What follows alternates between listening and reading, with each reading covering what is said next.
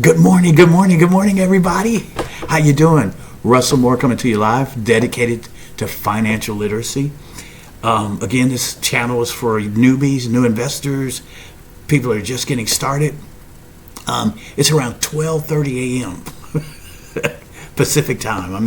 I'm in California, right? But I had to do something concerning the Federal Reserve. The head of the Federal Reserve is Jerome Powell. He's going to be doing he's going to have an announcement concerning rate cuts.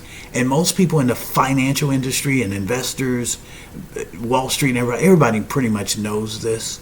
But if you're a new investor, you may not know what's going on. We haven't had any rate cuts since 2020. That's and I'm kind of getting ahead of myself. I'm going to go ahead and go over seven things that I think is important. And now, obviously, this list isn't exhaustive. There are other things too. For one, the economy, which I'm not going to really talk about on this video so much. The economy. I want to kind of just stay focused on just seven things that I've thought about concerning this rate cut that we're anticipating having. Like I said, number one, the Fed cut we haven't had a Fed cut. This hat has kind of bothered me. I haven't worn it in a while. So the number one, Fed cut rates, this hasn't happened. Because remember, he actually started raising the rates. The economy was starting to, take a turn, and so he said, you know what, we got to raise the rates. But what happened when you raise the rates, eventually it affects home lending interest rates. So guess what happened? Around 2022, 23, the rates for home lending, the interest rate was at 8% at one point. I remember it was like 7-8%, Now, thank God, me and my wife, we bought our house in 2021. And I remember telling my wife, I know they're saying about 23, 24 that the rates are going to go up. I don't think so. I told my wife, look at some of my videos in the past. I said that I believe by the first quarter of 2022, we will see the rates go up. And in March of 2022, the first quarter, the end of the first quarter, that's when we got our first rate hike. So it affects the mortgage lending. It affected your credit cards. Right now, people that are in debt with credit cards, they're sitting on 29, 28, 27%. Can you imagine? You can never pay that thing off if you have multiple credit cards. So I want to encourage everybody out there, get out of credit card debt, get out of debt, get out of debt, get out of debt. I keep preaching that. Attack your debt. Even if it means you don't get to do some of the things that you want to do. Put that stuff on hold. And I'm going to say something about that in a few more minutes, because I believe we're in the soft recession already. I'm not an economist, so I'm not no economist, so don't throw rocks. Don't put anything in the comment section. You're not an economist. Everybody says recession isn't here. Not everybody's saying that. Not everyone is saying that. And I agree with the latter. I think we already have been. Number one, Fed cut rates. First time since 2020. That'll happen in just around 10 hours. Number two, what time? What time will he be making this announcement? Tomorrow today. I keep saying tomorrow. Today. It's already Wednesday the 18th. Wednesday, September 18, 2024 at 2 p.m. Eastern Time. So that's 11 a.m. Pacific Time, my time.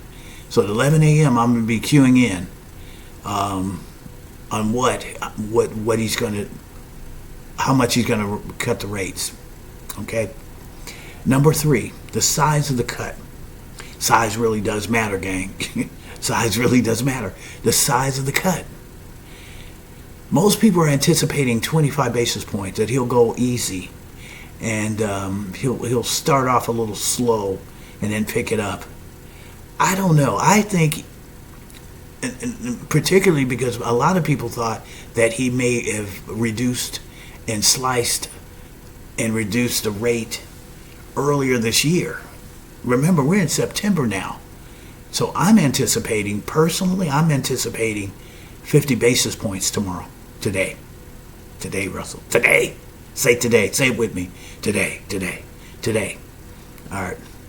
So I'm anticipating 50 basis points. Now, I could be wrong. He might just start off with 25 and then maybe do a couple of more cuts before the end of the year. But then you kind of, another month and a half, it'll be November. And then you got one more month, and that's the end of the year, December, right? So I'm thinking 50 basis points, and then he'll probably make, I think, one more cut by the end of the year in the fourth quarter. And then if he has to make some more, if he makes some more, it'll be in the first half of the year in 2025. That's what that's what I'm thinking. 50 basis points, and then he'll probably make one in December or late November, and then we won't see any rate cuts until 2025. All right. So size does matter. That's number 3. Number 4, inflation. See, we were in 2022, 2021, inflation was at 9.1, pretty much 10%. I think we were at around 13% personally.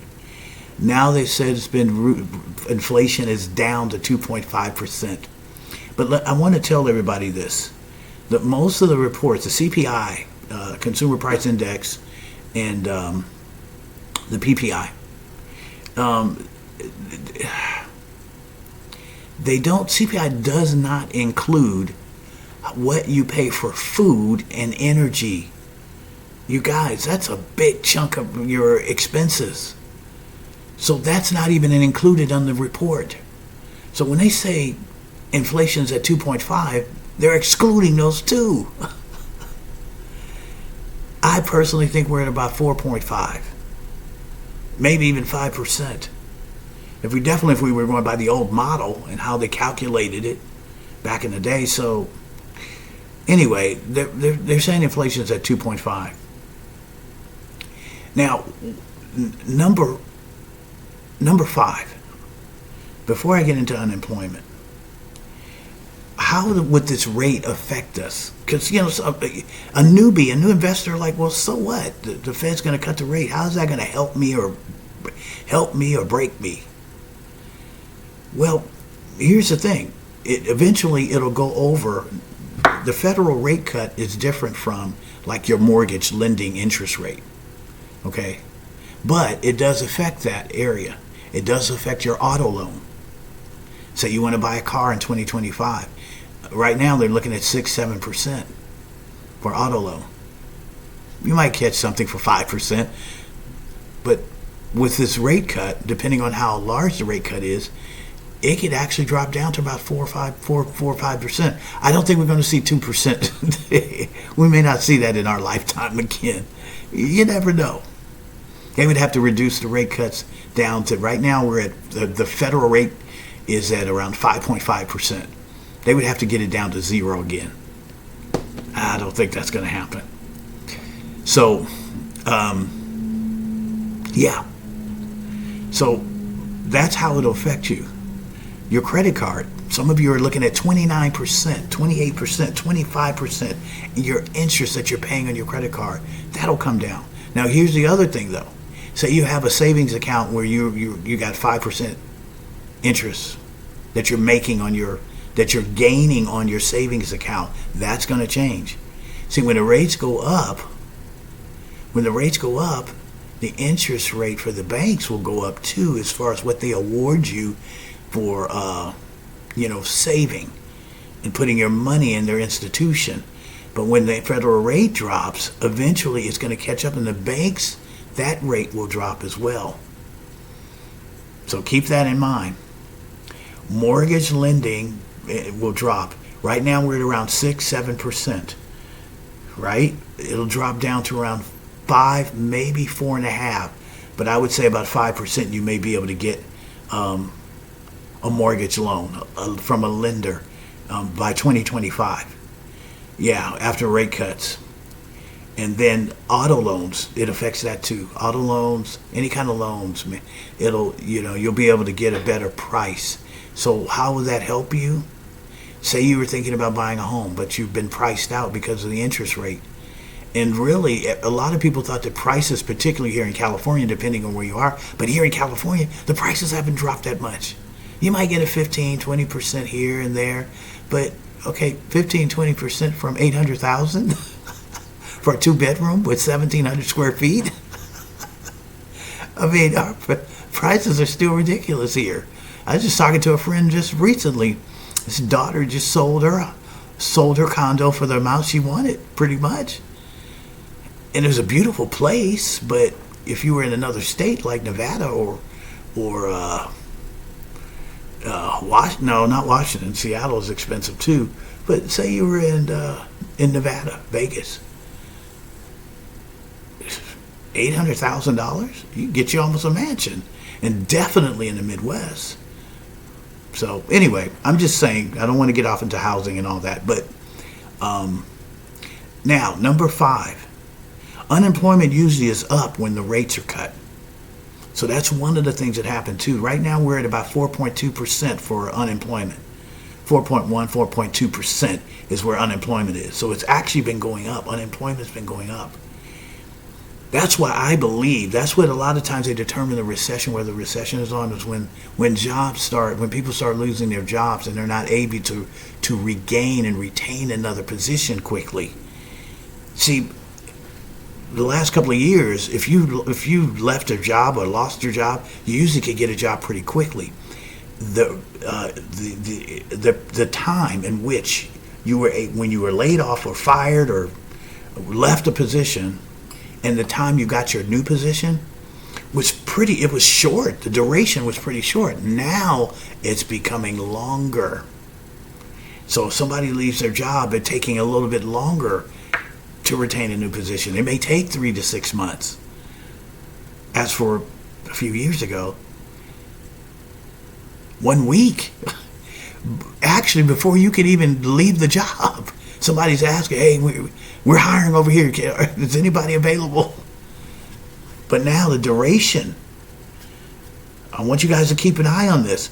The duration from which you lost your job and regained a new position is the duration of time is beginning to expand. It's no longer a week. Now it's more 3 weeks, 3 months, 6 months. That's an indication. That's why I keep saying I really believe we're already in a recession. It may be soft, it may be beginning, but I believe we're already in a recession. But don't quote me, I'm not an economist. Anyway, so unemployment, so when the rates drop, usually unemployment goes up. That's historical. Okay? You got to look at charts beyond 2024. You got to look at pandemic. Okay? Right? Because a lot of people lost jobs during pandemic. But then if you go back further, 2008, the housing boom, then there was the dot-com boom. In every one of those situations, what preceded the recession was rate cuts. Yeah. Okay. Number 6, recession usually comes after the rate cut. I just said that. Okay. So I said unemployment usually goes up. Recession usually comes after a rate cut. That's historical. Looks like I only have one more that I wrote down. I can think of some more as I'm talking, but I'm not going to go into all that. I think I'm going to bring it to a close. If we go into if Jerome Powell decides to do a 50 basis point on the rate cut, 50 basis point, historically, not 50 basis point, but just when the rate cut happens. Yeah, I guess I would say 50 basis points or more. Because a quarter basis point, if you just did 25 basis point, that's already kind of baked in. That's the minimum, so everybody's already expecting that. What they don't know if he'll do 25 or rather 50. If he does 50, historically the market has went up. I'm thinking it's going to be 50 basis point. I could be wrong, but if it's not, we'll see what the market does. But if it's 50 basis point, we may very well see new highs in the stock market. New highs. Expect that to happen. Expect it to start taking off. It may take off gradually, and we may not get to they may not start trending up until Monday. Well, where are we? Wednesday? Yeah. By Friday. Now remember, the market will be closed. Well, it won't be closed here. We still have 2 hours left. But the market will be closed back east, I think. Yeah. After he finishes. So, we'll see, team. We'll see what happens. Let me pray for you. I really feel before, as I close this out, I'm going to pray for you. That's what I do traditionally. Lord God, I just want to pray for everyone that's out there that watches my channel. I just ask you to bless them, ask you to strengthen them, give them wisdom during this season concerning their finances. Things are going to change. One of the things that happens when the rates go down is it also means if you have a CD, your rate will go down. If you have a savings account where you're getting an interest rate of 4.5%, it definitely would go down at one point. So it affects that. So I'm asking you to show people where to put their money, where to invest, and the right stocks. The right stocks, Lord. Should they even be in the stock market? Should they be focusing in on bonds? Saving money. I also rebuke that spirit of debt and poverty and lack. I rebuke you right now from people that have really been having a hard time during this season of getting out of debt because the interest for their credit cards is so high and they have so many credit cards and they've maxed them out. And so I pray right now that an influx of money comes in. One of my favorite scriptures, Isaiah 45, verse 3. And I will give you the treasures of darkness, hidden wealth in secret places, so that you might know that I, the Lord, which called thee by thy name, am the God of Israel. Treasures of darkness, hidden wealth. So I command hidden wealth. Wealth has been hidden from them to come in. And Lord, the main thing is, your word says, I wish above all things that you may prosper, even as your soul prosper. So soul prosperity precedes God's blessing. And I speak that over you right now. Obey God, yield to him, stay faithful to him, and watch. He's going to get you out of debt in Jesus' name. So the latter's going to be greater than the former, gang. Love you. And let's see what Jerome Powell says in a few hours. We got about 9.5 hours before we get the announcement. I believe it's going to be 50 basis points. May God bless you and have a wonderful day and enjoy your job. Go in there and say, I'm thankful that I have a job. This is a key. This is a key right here. Thanksgiving and not complaining will set you up for a financial breakthrough. Love you. Bye.